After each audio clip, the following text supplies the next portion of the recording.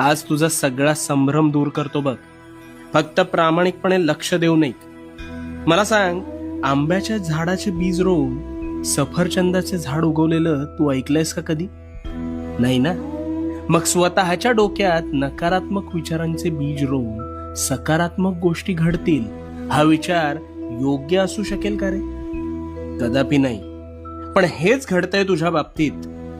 तू एखाद्या गोष्टीचा आरंभ संकल्प करून मोठ्या दिमाखात करतोस, पण काहीच दिवसात अपेक्षित यश मिळत नाही, म्हणून नकारात्मक विचारांचं तोरण आधीच मनात बांधायला सुरू करतोस.